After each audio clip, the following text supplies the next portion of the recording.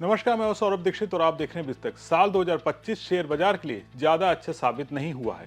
इस पूरे साल बाजार एक दायरे में ही कारोबार करता रहा। हालांकि नवंबर में निफ्टी ऑल टाइम हाई के करीब ही ट्रेड कर रहा है, लेकिन निवेशकों के मन में सवाल है 2026 में बाजार की चाल कैसी रहेगी।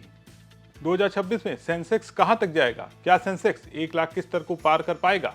इस पर global brokerage house Morgan Stanley की एक रिपोर्ट सामने आई है।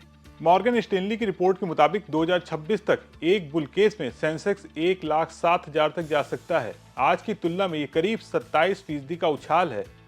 लेकिन जरूरी बात यह कि बुल केस की संभावना 30% है। मतलब मॉर्गन स्टैनली खुद भी मानता है ये तभी होगा जब सब कुछ प्लान के हिसाब से चले। अब इसके पीछे 4 बड़े कारण बताए गए हैं। पहला, कच्चा तेल सस्ता रहे, यानी कच्चे तेल के दाम $65 प्रति बैरल से नीचे बने रहे। भारत सबसे ज्यादा तेल आयात करता है। तेल महंगा हुआ तो महंगाई बढ़ती है, ब्याज दरें बढ़ती हैं और बाजार का मूड खराब हो जाता है। दूसरा, दुनिया में व्यापार पर बोझ कम हो, ग्लोबल ट्रेड आसान हो। पिछले कुछ सालों से हर देश टैरिफ युद्ध प्रतिबंधों में उलझा हुआ है। अगर ग्लोबल ट्रेड स्मूथ रहा तो भारतीय कंपनियों की कमाई बढ़ेगी। तीसरा, भारत की नीतियां पॉजिटिव रहें, निवेश को बढ़ावा, टैक्स कटौती, आसान नियम, सरकार का खर्च बढ़ना, ये चीजें बाजार को मजबूती देती हैं। चौथा, अर्थव्यवस्था की ग्रोथ। मॉर्गन स्टैनली के मुताबिक अगर सब कुछ ठीक रहा तो सेंसेक्स की कमाई अगले 2 साल में हर साल 19% की रफ्तार से बढ़ेगी और यही सबसे बड़ा इंजन होगा। बुल केस तो अच्छा है, लेकिन मॉर्गन स्टैनली का मानना है कि सबसे संभावित स्थिति बेस केस है, जिसकी संभावना 50% है।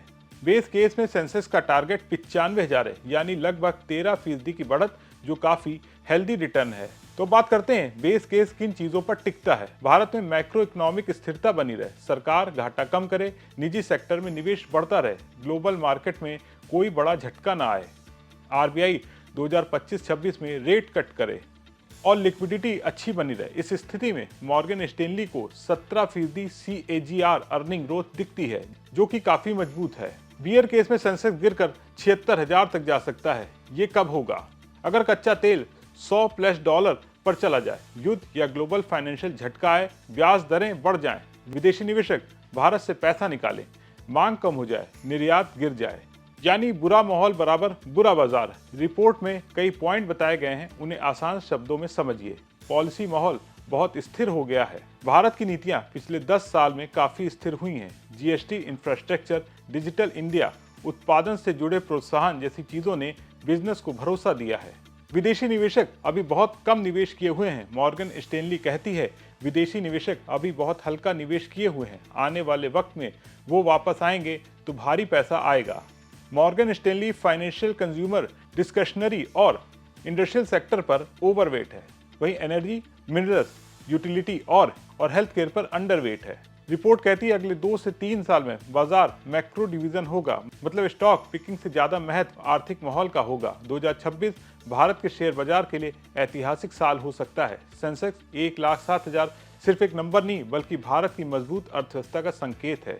अब साल 2026 शेयर बाजार के लिए कैसा रहेगा, ये आने वाले वक्त में पता चलेगा। आप मॉर्गन स्टैनली की इस रिपोर्ट पर क्या सोचते हैं और आपको क्या लगता है, शेयर बाजार आने वाले वक्त में रफ्तार पकड़ेगा या गिरावट आएगी? कमेंट करके जरूर बताएं। अगर आपको ये वीडियो पसंद आया हो तो इसे ज़्यादा से ज़्यादा लाइक करें, शेयर करें और बिजनेस जगत की तमाम बड़ी खबरों को देखने के लिए बने रहें बिस्तक के साथ।